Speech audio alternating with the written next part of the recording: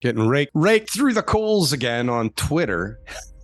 Holy shit, man. It's crazy. You can't win, though. I can't win. When I'm you not have- even trying to win this time, and I'm getting pounded even worse. Hey, let me ask you a question. I'm all ears. That's not true, but let me ask you a question. Yep. Would you, from your vantage point, consider me an expert in anything? Very few things. What might one of them be? I would say the art of the deal. I think you're an expert in. I've seen a lot of people, and I commend you on that by far. I have lots to learn from you there. I know there's more expert people in land development compared to me, though. You're my expert, so you're my, But I know you would tell me that there's guys out there who are 10 levels above you because they've been doing it for twice as long. Sure. But as far as who my land development expert is, it's you. So here, let me stop you there. Okay. TK? Yeah. I have a deal for you that It's a you deal. would not believe. Yeah. I have already, with my superior negotiating skills and my art of the deal skills, Yeah. put everything together in a beautiful package just for you. Okay. The Are you going to suspense is buy killing it? me. Well, are you going to buy it? Well, I mean, it sounds tailored and customized to me, right? And because I trust you, then I would say, what's my entry point? I'm in. You would just buy it. You'd say, yes, here, let's go. Sign here. Let's do it. If you told me that this was the deal to buy, then I would say, no problem, Darryl. I trust you. Let's go. Whoa. That didn't go the way I anticipated it, TK. I got to tell you.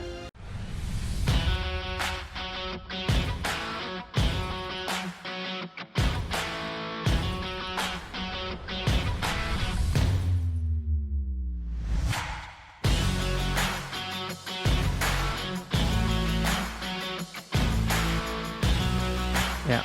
But it is eye-opening. Yeah. A lot of eye-opening things going on. Most people lately. should say. My advice to one of my clients would be. Oh, okay. My advice to one, ask them to send you the package. Let's review it. Let's go over all the materials. Let's ensure it's, it's sound analysis of, the market conditions and the deal itself, and then we'll make a decision. Right. But you would just fucking jump right in? Based on like the last little while that, we've been working on stuff, if you were like, I've got the deal and it's ready to go, and I think that would be a pretty, I know you would not be putting yourself in that deal unless it was a good deal. I'm 100% sure. I try to bring you bad deals all the time. You don't take them.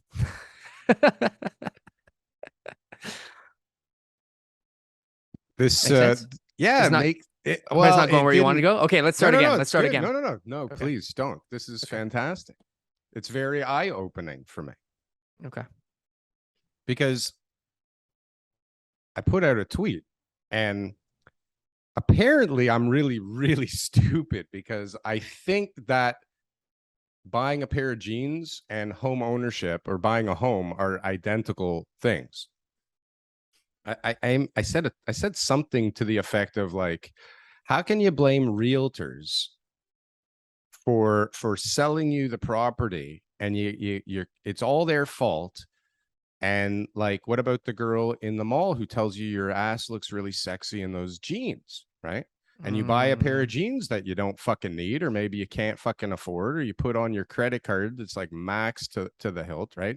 Yeah. And people went bananas. And because Everybody, it's like text, everybody just picks up the little piece that they like to fucking attack. But I'm getting attacked by some pretty important people. At least they're important to me, right? I'm getting like raked through the coals by people that I would never have expected. And for like, I just can't believe the perspectives on things. But maybe it's my perspective that's skewed, because maybe people think I'm more than I think I am. I'm going to tell you something that's really relevant to our show today.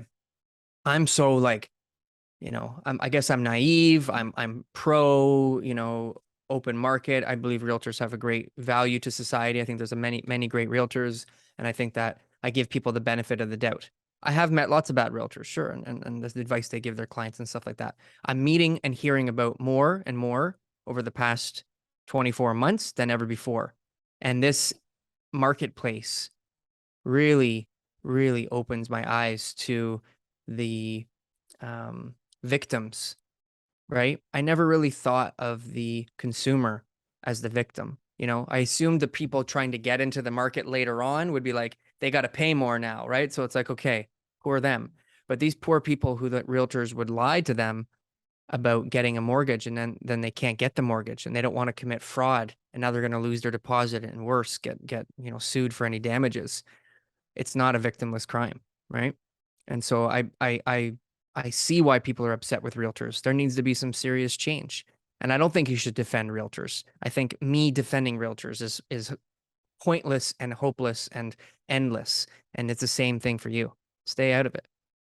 Right? I'm not defending realtors. Well, that tweet sounded like you're, trying to take some of the weight off the shoulders of the realtors. And right now is not the time, when there's all those like sensitive things, like when comedians tell jokes too soon and all that Yeah, stuff. it's too Right now soon. it's too soon, you But gotta TK, there's a lot chill. of people that have been implicit in this, and this has been I my know. point. And people are going crazy. Like I was in the Twitter space the other day, and a lot like before this expose came out, and Yeah. listen, you could hear in the voices, people were freaking out that this was going on, and I'm sure there's a lot of people that when they heard about this were like, oh shit, I hope Did I'm they not get me? in this. Did they see me Was it on me? was that guy holding a video camera? Yeah, and Yeah. listen, you could hear it in the space. Like you could hear, I mean, the word soft fraud was thrown around like it didn't mean anything, right? And it was like Even we talked about it on our show. everybody's pretending right now that, they're here to save the planet and that they're the good guy. But over the last decade, I guarantee you, these people were not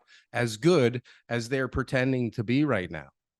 People have done some things to get people into houses forever. Yeah. And this is nothing new. And if everybody just wants to go, oh, hey, it was him. He's underneath me. I had nothing to do with it. And we saw that in the expose. I mean, the guy from Homelife. Oh, my God, what a disaster. Can you imagine what's going on at Homelife right now? So I know the master franchise owner of Homelife, right? It's a company that I used to work for at one point. And my dad's still a big part of the corporate side of things. And so I was talking to my dad last night because I sent him the video. And, he gave me, just like a simple thing, which was, it's not the brand itself. It's the type of people that the brand attracts, right? It's a budget type of brand. So you get a bunch of budget type of people, who are trying to save money on franchise fees and all that kind of stuff, right? But the master franchisor, at the end of the day, the only thing he cares about is selling franchises. And the broker of record only cares about having 3,000 agents in his office. And no one's really ever worried about the brand because at the end of the day, it's just a numbers game, getting more and more and more people, right? So incentives are fucking way out of line with like what we need. This is the story. It keeps going on and getting worse and worse. And hey, Frankfurt tells the truth and everybody thinks I've lost my mind because I say, hey, guys, guess what? Everybody's doing it. This is not a secret. Okay, not everybody, please. I know there's some angels out there in the real estate market, and there's some people with good morals, 100%. Stop overgeneralizing every fucking word that comes out of my mouth. It's happening, and everybody knows it. I don't care. For the 10% of people that really don't know it's going on, or who haven't like, hey, what's your income on your credit card application? Yeah, okay, there's people that are totally honest, but like if they want the fridge and the guy at Bad Boys going, hey, just put if you include all the free coffees that I take from the lunchroom, I'm about $93,263, I mean, but who's counting? And everybody went crazy because I said, listen, and this is the truth, I don't give a shit. Okay, the truth is there's mortgage brokers because some of us can't get a mortgage from the bank. And the mortgage brokers, they know how to get us a mortgage. And it's not just because they know how. They do things, right? They do things that we don't know what to do. That even the most honest brokers, which our guest today, do we have a guest today? Yeah. Our guest he's a mortgage broker. Give us this is a great conversation. Amazing. Perfect. Amazing. So maybe we should bring him in. Let's bring Let's him in. bring him in. Enough of my babbling. Welcome to the UrbanToronto Pro monthly report. I'm economist Ash Nababi. In this month's report, developers proposed 5.48 million square feet of gross floor area in 9 new development applications to the City of Toronto. This represents a 25% drop in GFA proposed over the same month last year. Developers also proposed 13% fewer units, as well as 14% less residential GFA per unit. This decrease in activity was largely driven by interest rate hikes by the Bank of Canada. But borrowing costs weren't the only thing rising in 2022. Continued inflation meant construction costs were also on the rise, as well as drops in demand meant increases in uncertainty about the future of the market. For a complete breakdown of these numbers and figures, as well as up-to-date news and information about the development industry in the GTA, visit urbantoronto.ca. Enough of me getting everybody in trouble, TK. Yeah. How did you hang on for this long? That's what I want to know. There he is. There he is. All right, Mr. Mark. Mark. How are you? Mitchell. Welcome to the show, sir. Happy to be here. Big Absolutely, fan. absolutely. Big fan. Holy Likewise. cow. I love your channel, man. I love it. I get so much insight from your channel. It's amazing. Oh, it's great to hear. I appreciate that. You're in London, right? Yeah. Amazing. How long you been doing the YouTube channel, Mark? About a year and a half now. Year and a half. Yeah. Nice. Yeah. He's We're killing it. What are we at, Darryl? We're at 2 years. 16 years, it feels like. No, No, we're about at 2 like years too, right? Two and a Same thing. half years. Yeah. Pandemic came, hiding in our basements. Got into it. Wanted to talk about stuff. We did it first just between us on Zoom and maybe with other people, and then we're like, we should record. We should go and get a channel, and we have fun doing it. You've done a much better job than us. That's for Yeah. sure. Beautiful. I like the work you guys do. It's really interesting every week. So I make sure I Thank tune you. in. I Thank you. Yeah. appreciate that. That's We amazing. try to just bring on people and talk about different topics. And man, the timing of you What today timing, being on our yes. show is I hope you're ready for fantastic. this. Yeah. That worked out, didn't it? Yeah. I hope so. Yeah. we just started our discussion about that I imagine you watched the expose. Yeah. I feel Oh, like yeah. it was kind whole of country like a did. hatchet piece. Did anybody notice a pattern or a theme in there? Or am I Yeah. am I a racist? They were going after they were going after realtors pretty hard. That's But it seemed like it was like a certain So the South East or South Asian community. Yeah. So they seem to be putting them up, and obviously like that the good brokerage, guys, that the good brokerage guys were too, all right? white. Yeah. Like they really maybe could have softened it up with the brokerage, but it was like, what do they say? Shade or sketchy. I think they used the word sketchy, and then they Oh. showed the logo of the brokerage, right? So yeah, that's it's they're right, and they're taking it personally, and CBC is always about making sure that the consumer is protected, and this is something that needs to bring to light. What's your take on it, Mark? Well, I mean, I see it all the time in my business. I usually see it from the consumers coming to me to see if I'm one of those brokers. Yeah. They actually think you might be, like they've watched your YouTube channel and they think Mark Mitchell might be one of the bad guys. I don't know if they've seen the channel, Right. but yeah, I've had They're meetings just and looking. say, Yeah. And I said, well, my friend says that he can get documents done, so can you do it for me too? And obviously it's right away a no. Yeah. But that's usually what I see on my end, and I do see a few realtors that have said, I don't care how you get it done, just get it done. Get her done, baby. Let's go. Exactly. Let's Yeah. go. I'll I got give a you an commission extra on the line. point. That's I got right. Yeah. Big commission here. Come on, don't drop the ball. Yeah, they've got commission breath when they say it. That's for sure. What would they say to you? So what would somebody call you, a consumer or a realtor? What Who would do say? it more? Is it that? Did you say the consumer would approach you more with this, or the agents? More so the consumers. Consumers. Okay. Yeah. So, and what are they saying? I've got a friend that says you can just make these documents work. My friend got this, my friend got that. So, and so just make it work. And do you ever get applications and you look at them and you're like, oh my God, like really?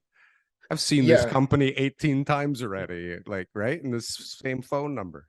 You do get some apps and you can tell they've altered the documents. You can tell right away the T4s look different, the fonts are off. Because they people that do it themselves, right? The consumers don't know exactly what to look for, which I guess that's why they have professionals do it, as we saw on the CBC True North special. Mortgage guys were Yeah, telling they them know. like how they spotted it, right? Yeah, they know how to spot it. So If you're looking for it, yeah, it's not too Well, tricky to that's, you know figure what? out, That was right? actually If funny you're though. looking for it. Exactly. Like, yeah. Mark, what is, and this is just a very upfront question. What's the risk for the mortgage broker if they just sort of turn a blind eye and say, well, it looked all good to me, and they rely on the underwriter to Yeah. do their job? That never happens. What's the risk for the mortgage broker? Well, you get a bad reputation if that happens too often. They're going to know. The lenders will know that Okay. Right. you're facilitating fraud. Either you're negligent or you're Yep. doing it on purpose. Yep. Once it's fine. Well, it's not fine, but once people Acceptable. Yeah. it's acceptable, exactly. Yeah. But if it becomes a pattern, then you won't be able to submit to the lenders anymore. So you'll either be too incompetent for them to want to work with, or criminal. Too dangerous. And too dangerous to yeah. work with. Yeah. Yeah. Exactly. Because I imagine, like, you're great at your job, but I imagine you're not an expert in forged documents and handwriting analysis and all these other things that high level sophisticated operations could pull off. Well, it didn't used to be part of the requirements of the position, right? That's right. They do teach you some basics on how to look for fraud when you take the mortgage courses. Really? But no, obviously we didn't go for the handwrite analysis or anything. Right. But yeah. you get a feel for how it's going to look. Mhm. There's some very obvious some patterns that they use when they're going to submit fake documents. So you do get an idea of it as you go along. Yeah, like that's an issue, right? Because you're dealing with the public. Like I deal with more with the public than, the typical realtor, I'd say. Most of the time you're dealing with friends and family, and I'm on a team, so we deal with more of like a public image. So yeah, all this time we get little funny calls and stuff like that because, we're out there. And so you get the people who are trying to take advantage and to try to just pick out the public face and see what they can get away with. And you being on YouTube and advertising and all that kind of stuff, you're not just dealing with friends and family. That's right. Yeah. You're getting strangers come to A your lot door of all the cold time. calls. Yeah. Yeah. Can- and you go ahead. Can we back up like one notch and just say, like, why did mortgage brokers even become a thing? Like, why? Like, I mean, it started at the bank, and you had somebody working at the bank, right? And they were just like, they were pushing mortgages, and then all of a sudden there's I don't know when this happened, but now there's an outside entity who has a vested interest in making sure that you get a mortgage, right? Like, that's the business model. It's only like, it's not a public service. It's not for the greater good. It's like, you're an intermediary to help people. Why is it not for the public service or greater good? Because Darryl? it's not. It's What do you just mean? not. They help get better rates and compare different. They answer their phone after bank hours. They do a lot of stuff that is way beyond what I'm not saying you don't provide good service. There's a difference there. Like, well, that's a public service that people need. This is definitely public service. People need hand-holding for their mortgage products. This is not like you're starting a church, okay? You just started the show, Darryl. Stop throwing him under the bus already. No, I'm not throwing him under the bus. I'm being real about this. Like, what is the purpose of the mortgage broker in society? And it's the same question like that people face. No, seriously, it's the same thing as real estate agents. Like, there's a portion of the population that thinks like they don't need a real estate agent. And I'm not saying this is right or wrong. I'm just saying, like, let's back up a little bit and see where this story started and where it ended right now. Because it's like about to come to a major fucking crash into a seriously bloody wall, it looks like. Yeah, I mean, there could be some issues with all the fraud out there. Heads could roll on as the market comes down, right? As prices come down, people are gonna look for, why did this happen? And I think that you have a good point there. But I mean, as for the function that we do fulfill, like, you come see me, I work with 30, 40 other lenders, so I can shop it for you. That's my expertise. So you don't have to, right? Right. Do you want to sit on hold with 6 banks to find out their rates, or do 6 applications? You know what I mean? You come to see me once, and then I do the rest of the work. Right. So that is the function that coach. Yeah, exactly. Yeah. You can get me on the weekends, text, et cetera. You don't want to wait 2 days for the underwriter at the bank to get back to you. You just shoot me a text. So that's the function that is fulfilled. But I do think you've got a good point. Like, why can't we just get that from the goddamn bank? Because the teller who was doing RSPs the week before, and then they said, you know what? I'm going to get into mortgages. They shouldn't Now they're the have a ones doing whole mortgages. department, They right? don't know what they're doing. But they should have they should be the brokerage. Like they should have a training program, and they should like have salespeople, and all the mortgage brokers should be in the bank. But there's a secondary reason, right? It's because like a lot of people weren't getting the mortgages straight from the bank. It wasn't about going to shop rates. There was 4 banks. Right.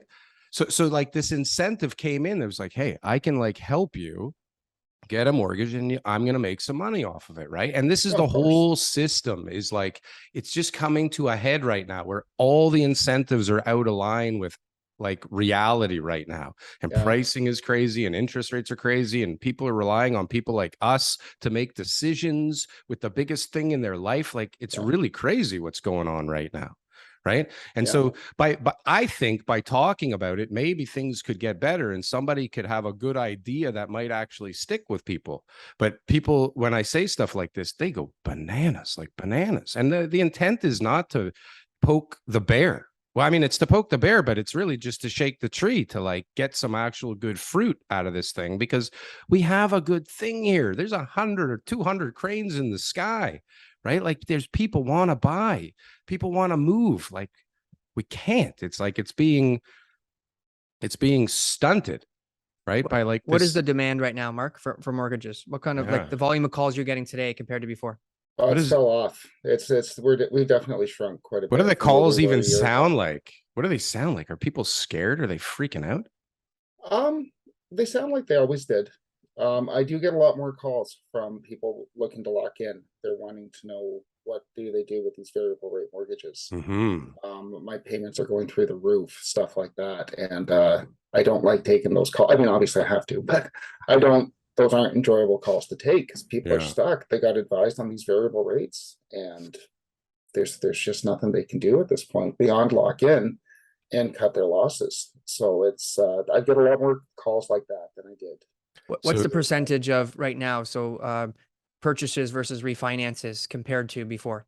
Very few refinances.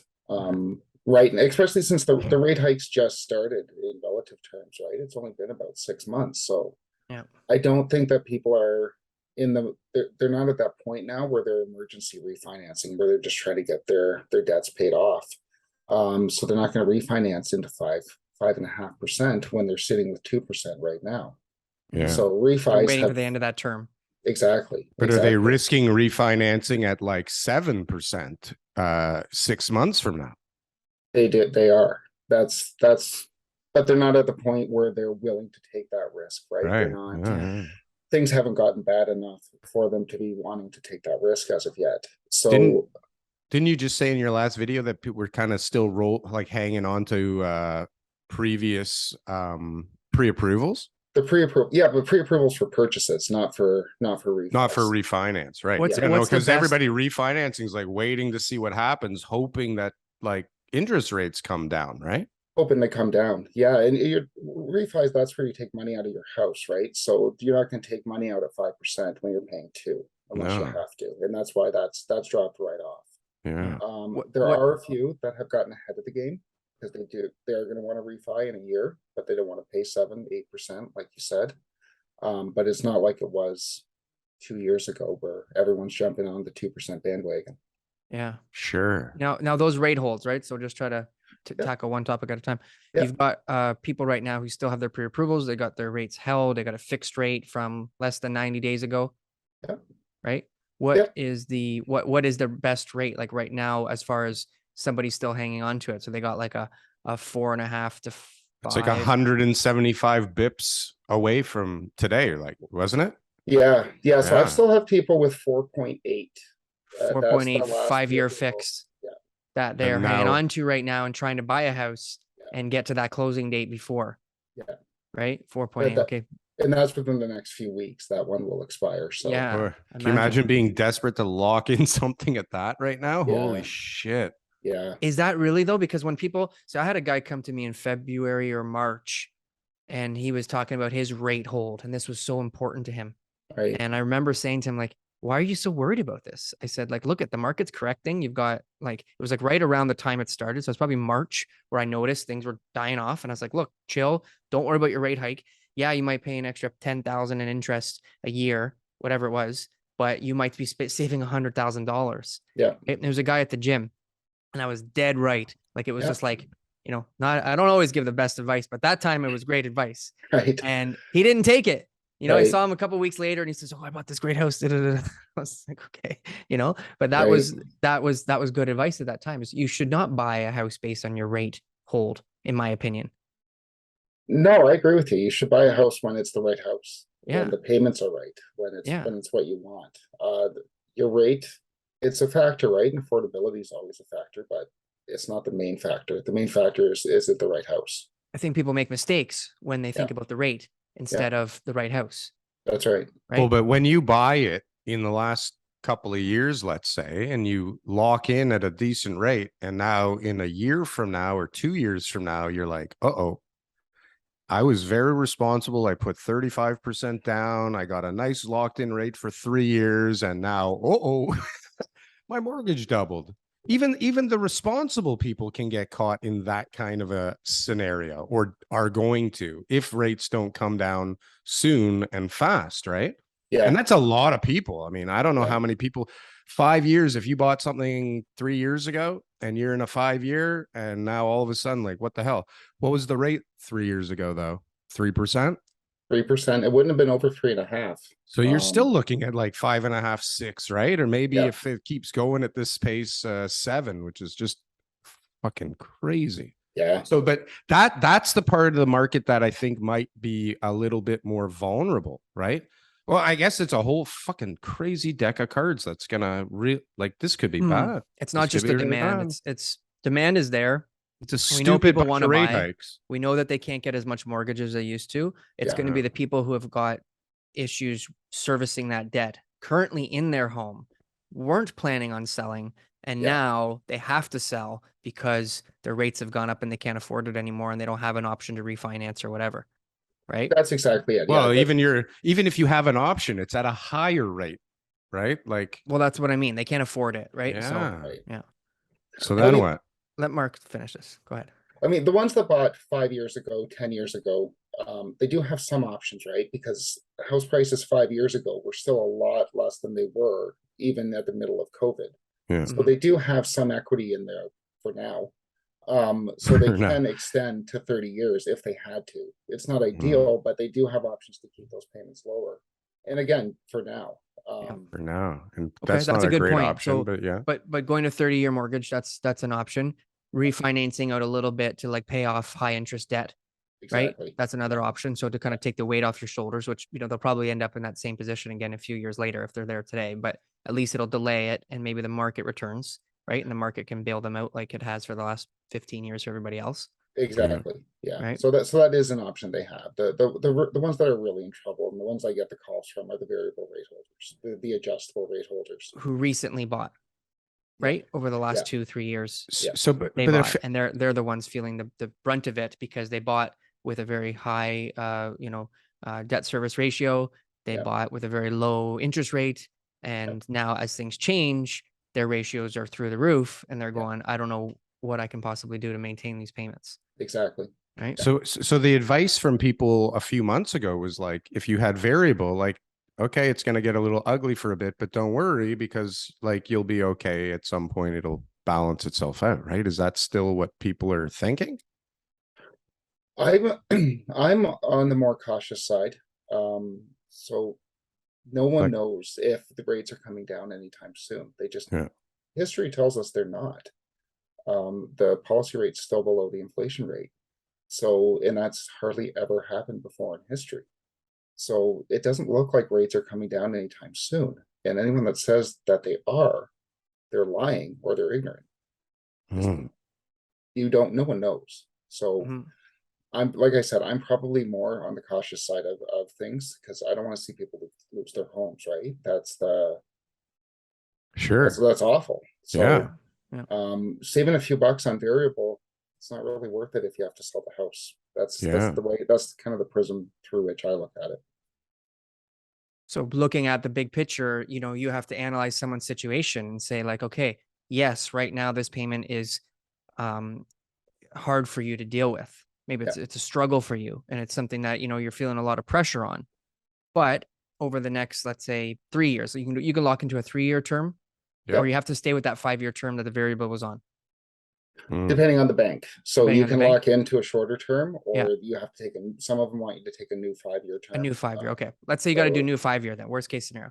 So they say, look, you're going to need to start a new 5-year term. Yes, this rate is hard for you to handle. And yeah, I know you can't, you know, go on holidays and do all the things that you want to do.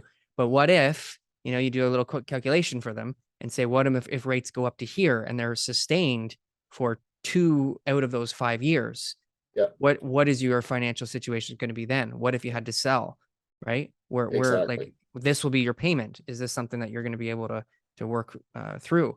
Yeah. And if the answer is like no, then it's like, okay, well, that's the risk that you're taking by not locking in today. Yep.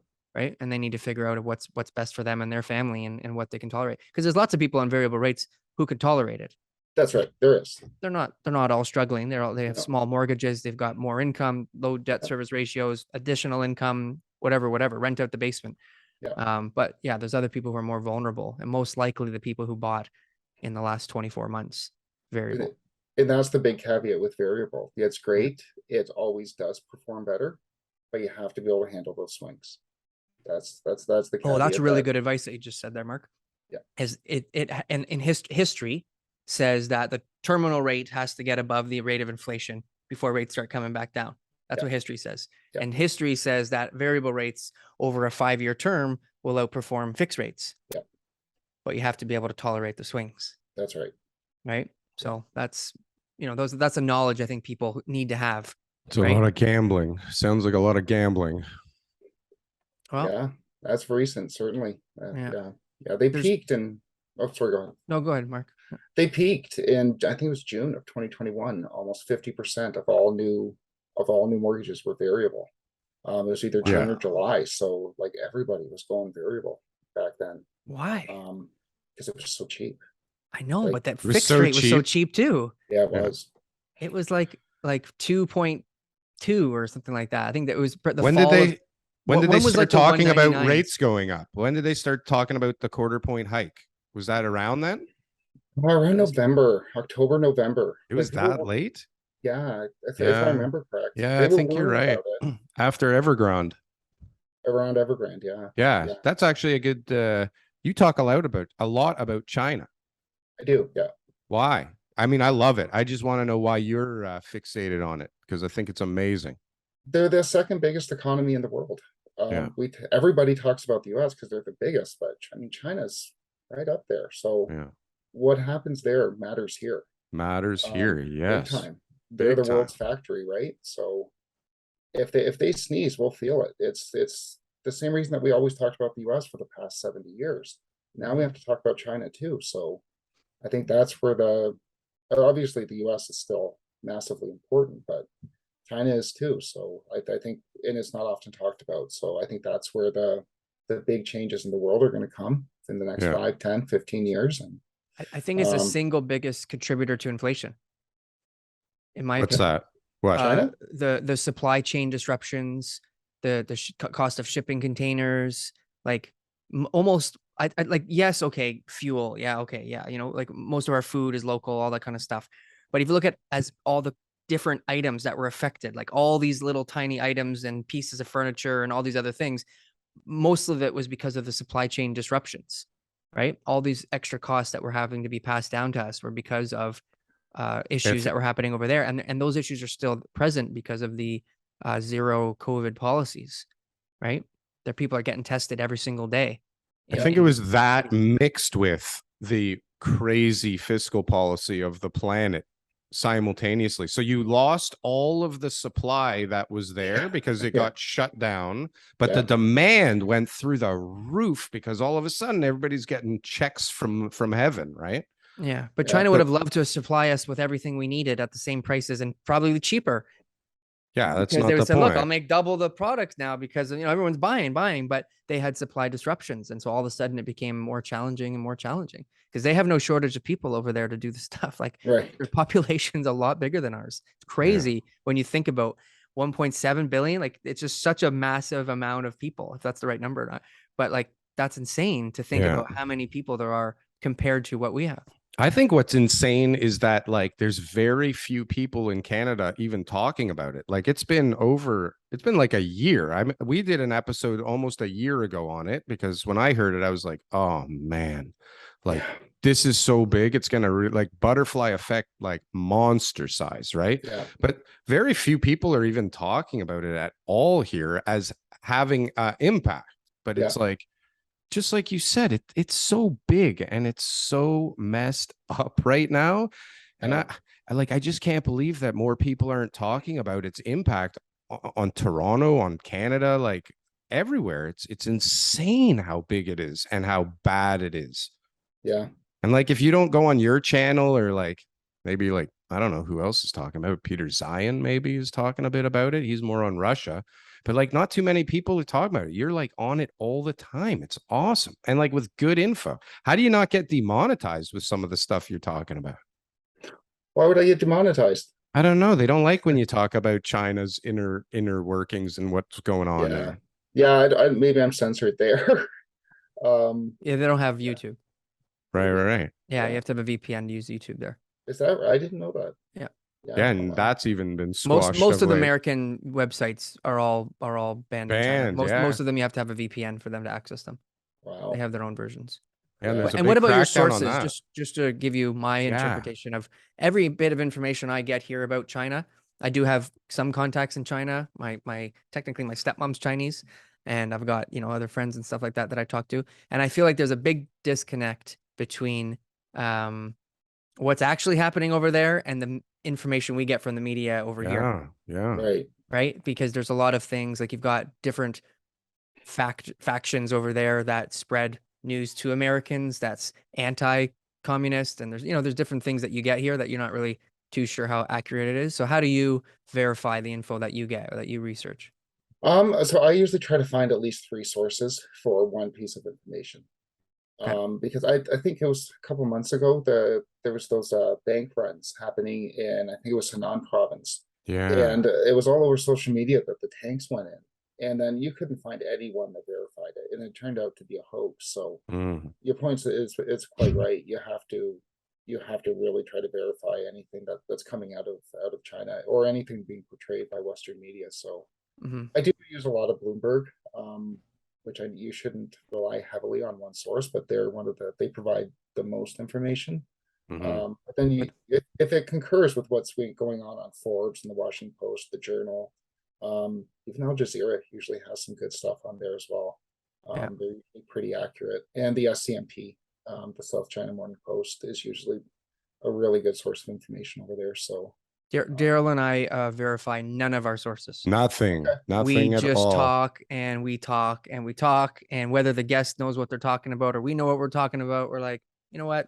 It's a conversation. The show anyways. No, but it's a conversation. Yeah. Like we don't proclaim to be the fact source for the internet. But I actually talked about that tank thing, and then I heard it was a hoax, and then I heard that the hoax of the hoax was a hoax, and I'm like, all right, like that's the internet in a nutshell right there. Much, right? What the hell is going on? CBC is a credible Canadian source. When they do these exposés, they are like, when I go to news, so I have an article from our team where they did like, we sold this property, it was crazy results, and it was on CBC. So I bring that article with me to show people, because I know all these other real estate news media, they're all biased and they're trying to prove a point or whatever. But I'm like, look, this is not fill in the blank or fill in the blank. I said, this is CBC telling you how great of a job we did. It's real. I feel like CBC has that sort of credibility. No, we had 532 showings and 82 offers. Well, they have influence. I don't know if they have what? They're government run network. I mean, sure, but they're trustworthy. Whether they're always right or not, I mean, super trustworthy. Yeah, I trust them. So let's talk about the fraud guys again. Yes, let's get back into talking about trust. That's what we're all thinking about, right? Well, I never knew this. I never knew this, Mark. I knew it was happening, but I thought the people who called you said the consumers mostly called you. I blame the consumers. In my head, the consumers wanted this. They were trying to go and skirt the system. They knew what they were doing, and that they were looking for mortgage brokers and agents to help facilitate this. In my head, that's what I thought. But watching that news article or that expose makes me really like see that this is not a victimless crime, that these poor, new Canadians especially have It's been taken one advantage fraud of. though that's going on. Like, what about the double ending and all the shenanigans on bidding? Like, there's so many Sure, things. This is sure. the new one that we're focusing on, right? This one's big, Daryl. This one's This is big. big. When It's when you go into a crazy. market like this, and then there's reasons we have a stress test. There's reasons that people have debt service ratios. There's reasons that the banking system is so healthy here in Canada. The whole point of when the Great Recession Sure. happened was because of those type of loans that they were given out. This Right. compromises our banking system big time, and I wonder to what extent. So, but that whole expose was a witch hunt. Like, they knew those guys were doing it. They knew, like, they didn't go. If they went out to 1,000 different open houses and they gave like a real good sampling, they went right to the guys they knew were doing it. Like, this Yeah. is not that, like, there was a story, like they got her crying. Like, there was so much bullshit. And like, hey, make sure you say this at one point. And you got the guy going, looking at the piece of paper and talking to his wife and going, oh my God, it's like there's double. Like, these are lines that were fed to people. Let's not be naive. Like, there was a story being painted here. And it's not that it's not rampant, but it's not that, right? There's a big problem. And there's so many people implicit in this on some level, whether it's on purpose or not. It's just like the blinders make us implicit, right? This is a societal thing. It's not real estate, it's cars, it's like it's sofas, it's fridges, it's everything, right? You go into Leon's and you're leaving there with something because you'll get credit no matter who the hell you are. Yeah. Right? And that's the same symptom, right? Of the same sickness. You're right. It's like the consumer. Like, come on, like, you didn't know that there was a potential that like things would go wrong. You can't afford this. Like, what are you doing? Right? That's like how much of the market. I remember I said to somebody the other day, I was driving through like a new subdivision where I know every house is 1.5 to 2.2 million dollars. And I would drive through going, like, who the hell is buying all this stuff? Where are all these wealthy people? Because I look around and like everybody's on the bus, right? Everybody's on the subway and everybody's crying. So who's affording all this stuff? And it's like it's the implicit scam that everybody's part of because everybody wants that fucking house. No, really. Appraisers, bankers, like everybody, everybody had to be implicit for this monster thing to happen this way. And it's just incentives. Like, it's like we're all incentivized to make money in our little piece of the puzzle. Isn't that what's going on here? Am I crazy? Am I losing my mind? I think you're missing, I guess, the point of it, which is, yes, all those things exist, but by adding more buyers into the market, we're creating more demand, making it even worse, right? And then making an unstable pool of homeowners, right, who can't afford the houses that they're in. So it compromises everything. So it's not But that is the that because market, we're bringing in more people? That's the problem. no, it's because of people giving away fraudulent mortgages. I mean, that's a huge issue. That's what they're trying to take out of. This is kind of like everything else. Create more supply, create a stress test, raise rates, talk about, financial literacy, all these different things. They're all these sort of microcosms of the market that are creating this perfect storm. This is just one little thing Right. here. That's exactly But what I'm saying. it's an easy thing to solve, right? It's an easy thing to be able to solve, which is to, really put down the hammer on real estate agents and mortgage brokers taking part in it. Like, that's why is that not happening? Rico, they go to the Rico building and they're just like looking up at the tower. Yeah, and it's like, is that even the Rico building? Like, do we know what building that is? Right. And they're not doing anything about it. Yeah. And that's exactly it. The regulators need to crack down hard on these guys. There's got to be jail time when they find out about this stuff. Absolutely. That's a lot of people going to jail. Yeah. Well, a lot of people. Good. Yeah. Good. Yeah, there should be for sure. Yeah. You're in an open house and someone comes in and says, I'm new to Canada, I want to buy a house. And you're like, don't worry, we'll do your paperwork for you. Like, that's pretty slimy. Yeah. That person shouldn't be in business dealing with financial transactions. 100 million %. 100 million %. But And it's how not hard would him. It's not the agent. It's the system the agent is bred in, right? Like, you that guy on the phone from Homelife, really? Like, He doesn't know this stuff is going on underneath him. Like, come on. Like, and really, like, and all He these doesn't know. mortgage brokers, no, but all these mortgage brokers that own the brokerages, like that do thousands of transactions a month, they don't know this is going on. Really? Okay, fine. I mean, some brokerages obviously do, right? Like Right. that's some do, some don't. But it's not disincentivized enough. It needs to be disincentivized. That's part of the system. The system Right. has incentives and disincentives, right? Mhm. If the incentive to make all that Outweighs. money outweighs the jail time that no one's getting, then they're going to do it, right? This is Yep. this is the real big problem. Because at the start of the show you missed it, but like people will blindly follow someone that they trust into the biggest decision that they will ever make in their entire lifetime, and then go, it was his fault. Yeah. So, okay, great, it's his fault. Now what are you going to do? Yeah. Yeah, that's the once you're down that path, there's no getting out of it. Right. I failed the test, Mark, at the beginning. No, of the show. you passed the test. I think I failed the real test. And so that this is the responsibility of the professional, right? Like people are coming to us. Yeah. Not everybody. There's lots of people who like, you know, are checking every last little bit of paperwork, and they're like scrutinizing, you know, my job, just like on service, on contracts, on negotiations. They want to know everything. But Right. actually, most people, they just trust me. Yeah. And they say, get it done for me. You know, I want to get my whole soul for as much money as possible. You do what you need to do. And then, you know, let us know what we need to do. And, you know, on the buying side, you know, same thing, like, where should I go? Where should I look? Like there is a lot of trust here. Right. Yeah. And I believe that these agents are breaching that trust, and 100%.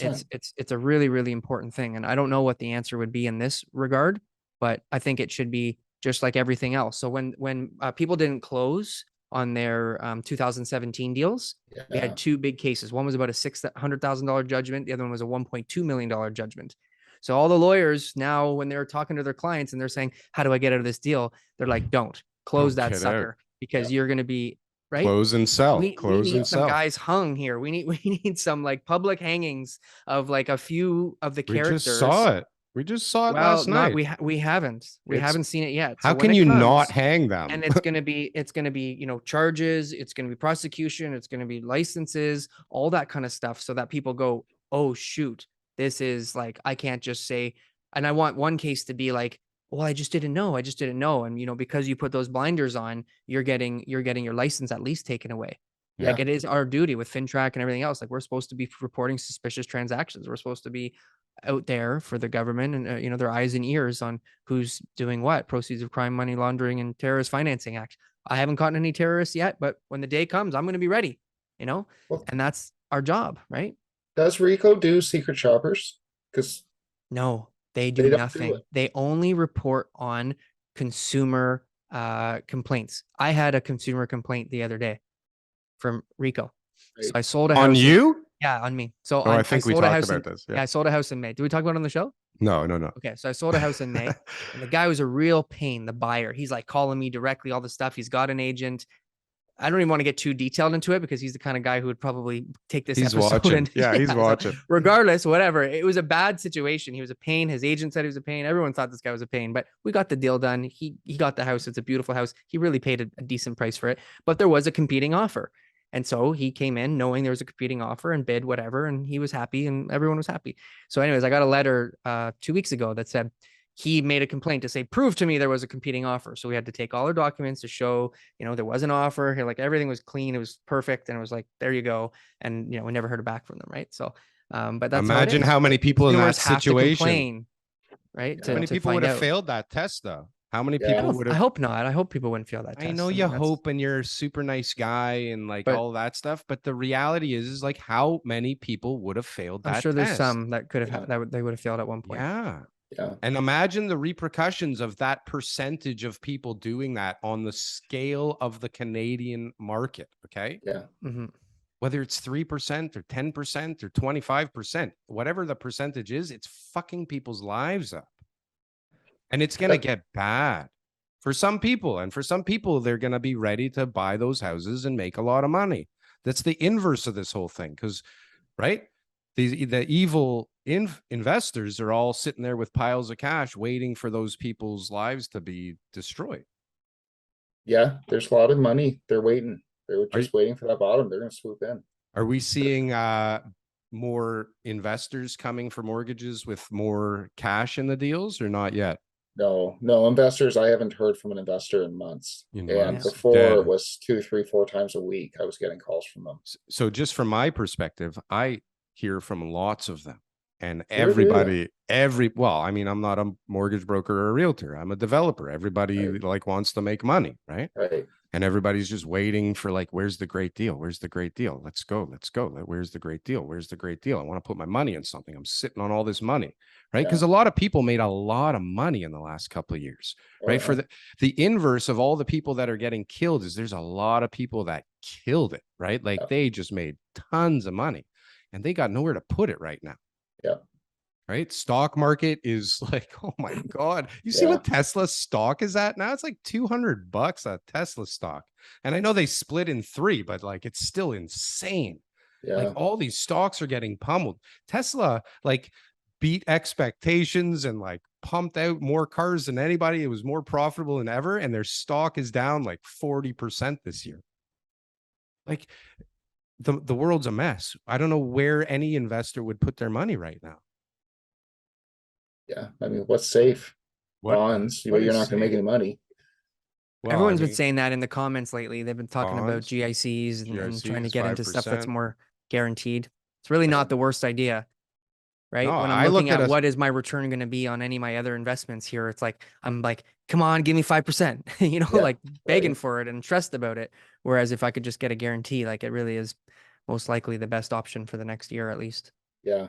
Yeah. Yeah. The government bonds, you're only going to lose 3% of your purchasing power rather than cash. And that's kind of right at this rate. At this rate. At this rate. Yeah. Mm. What a Exactly. crazy, crazy, crazy world we're living in right now. It's like unbelievable. But I mean, you go to the mall and it seems like people have money and, you know, people are spending money. They go out to restaurants a lot still. I don't know if we're noticing a difference in London. I think in Toronto, I mean, God, the food is so expensive at these restaurants and the service and the quality is like downhill like crazy. And Yeah. it's a weird world. There's a lot of buyers out there. I'll pull up one of my Yeah, there must be. I'll pull up one of my listings right now that I put on the market 2 days ago. And this is in the east end of Toronto. So, but now might actually be a great time to buy if you can afford it at these rates. Cause I mean, it can't get that much worse, right? There's a lot of upside. If you have a 5-year mortgage, can you refinance it in 2 years? Like, can you change the terms and get a better rate in 2 years if things come down considerably? You can, but you'll pay a huge you penalty. pay a penalty, yeah. Huge Yeah. penalty. What's huge? Depending on the lender. Maybe 20, seen- 30 grand if the I've rates seen- come down yeah. enough. And Yeah. Because they're going to want to get that money back, right? It's they don't charge much if you want to refi from a low rate to a high rate. They're happy to take more money, but yeah, if they've got you in at 5%, you want to pay 2. you're they're toast. not You're looking toast. for it. I just checked 39 showings on one of my listings in 3 days. How many offers? Offers are next week. Next week. 39 showings. There's activity out there. There's buyers. So there's no lack of people interested in buying. Yeah. They So, just- but we'll talk about multiple offers on our show, and then you'll see people go on YouTube and say, "Hold on, yeah, there's multiple offers, but there isn't really multiple offers. Like it's not that much, and it's not like it used to be." But like Yeah. we saw 57 offers on a house the other day, didn't we? Yeah, there was one house that had some crazy Why? So activity. why? Because I What think was so there is a lot of crazy? demand out there still. And, you know, people are worried about those rates. So back to what Mark was telling us, they're thinking, I think the Last message is push. out now and people are more educated. They're going, next year it could be 7%. I'd want to lock in at 5.5. And they're actively searching right now because the need, remember, there was 30 people who made the offer on the house in February. 29 people didn't buy. 21 person got it. Those 29 people have been sitting on the sidelines, afraid of the market. And now they're going, oh, this doesn't look like it's getting any better. And now that I've lost 20% of my borrowing power and I've got a 20% discount on the house, I'm really just where I was in February and I was okay then. So I'm going to jump back in the market because next year, if the prices don't go down another 20%, I could lose another 20% of my buying power and it gets worse for me. Yeah. Right. And they need a place to live. So they're buying. because the affordability is ebbing and flowing, right? 1 month prices drop so much and you still have the old rates. So affordability is great. You're scoring. The Yep. next month rates are back up and you're back where you were 3 months ago. Exactly. So it's If not you getting any didn't better buy, for buyers. yeah. So if you haven't bought, then what's stopping you? It could, as you say, it could get worse. Inventory levels. Right after the rate hike, we're noticing, right, like the week after a rate hike, right, we're noticing that there's a couple people who still are hanging on to rates, so they're going to buy at higher prices, and then there's other people who are going to not buy. So the activity drops on the showings, but those prices kind of hang around for about a week, and then for the next several weeks afterwards, we're at a whole new price level now because everybody's dealing with the same rate, and it's been like clockwork. Like those rates, they move prices down, they move prices down. And what we looked at when rates go up to 6.5%, the difference between the 2% rate and the 6.5% rate is a 30% reduction in buying power. Yeah. And we should be at a 6.5% by January based on what I'm seeing. I don't know what your opinion is on that, Mark, but if we're at 5.5 fixed right now, yeah, I can see it. Potential for 6.5% 5-year fixed in January. So that'll be a 30% reduction in buying power, Yeah. which will mean there's still another 10% to go in the market at least between now and the beginning of 2023. Yeah. Right. No, yeah, I agree with you. We So, could but see when- 6, no problem. And when do they sit back and just watch what they've done and see what the results are? Do they do that, or are we waiting for 2%? Like they're just going to keep raising until we actually hit 2%, and then we will have overshot by like what, another 5% or something? This can't happen. They're waiting to see when they've done some damage. They want to see that unemployment rate go up. Unemployment. See, yeah, that's the big thing they want to see. Then they know that they're starting to do their jobs, right? How can you have unemployment when you bring in like 285,000 people in Q2? When you're aiming for 410 the whole year, you brought in 285 in a quarter. What did we bring in the first quarter? We're probably close to the 400 already. It's crazy. We haven't even reported Q3. How many people are going to come in this year? But how can that help what you're talking about? That hurts it. Yeah. Well, there's a big difference between the central bank and the government, right? They're not supposed to work in tandem. They're not, and they don't work together. I think the Bank of Canada a few months ago said that they need to get the government on their side because they're working against the bank right now. It seems like all governments are at the moment. Like, aren't we pumping? England, like, look at what just happened in the UK. I mean, yeah, this is crazy. And so, like, do you think that anybody's ever built a model that as you're going into a recession, you're raising rates at record levels each raise? Like, this is really not normal. Like, is there a recession? So you just said we're going into a recession. Going into a recession, like how? I know that maybe technically we're not in a recession. We were going into a recession, and then 2016 we were going into a recession, and then 2017 we were going into a recession. When are we going into a recession? Right? When they stop pumping money into the system and bringing new people, right? They keep talking about it. Now it's like recession 2023, prepare for it. You know, all the videos. It's like, is it coming? Like, I don't know. I think technically we had a little one at the start of COVID, like for a little period of like 2 months or something. Based on the 2 consecutive quarters sort of definition. So, but we're in an economy where right now, like if you look over there, like there's a guy moving things around behind the curtain all over the place, right? Like this is Wizard of Oz, like this, and everybody knows that guy's there, and we're all still like, I hope it turns into color or back to black and white again. This is not good. No, but this is what's going on. It's like, what happened if they just stayed out of the way? Like, would the market really like just disintegrate or explode? Like, are we not capable of regulating ourselves at all? You mean if the central banks? Yeah, or like fix it 3%. Just leave it alone. Figure it out, guys. And let's chop off some heads if you go at 3.25. Like if you try and lend out at more than 3%, like just fix the rate. Does that make any sense? Like, would that make things like a little less volatile? I think we'd see a lot of short-term pain, like a lot of short-term pain. But eventually the market would adjust once you get external actors out of the market. Ideally, it adjusts and everything returns back to where it should be. Returns back to equilibrium, to where supply reaches demand, and you don't have helicopter money coming in. You know, as you say, like just pulling the levers or making the puppets dance. That's what's supposed to happen, but we're still built.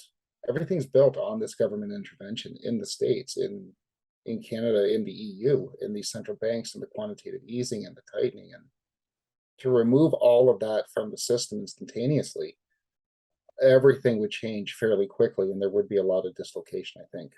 But I like your thinking. I don't know if I'm suggesting to just drop it or put it right to that, but I'm just saying, like, in theory, if they didn't fuck with it, right? Like, Right.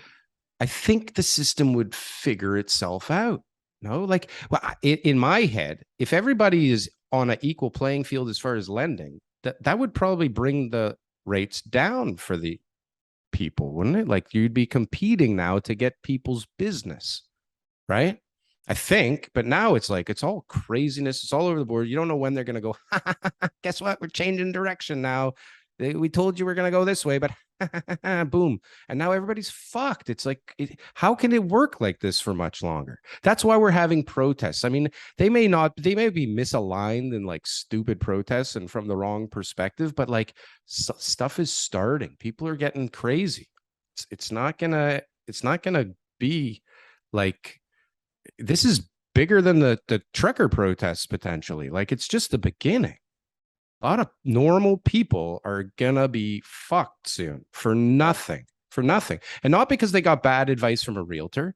Yeah. This was what was the case 2 years ago, 3 years ago, 10 years ago, right? Like, it's like this big collective fuck up, and we just let it all get too far out of greed, all of us, right?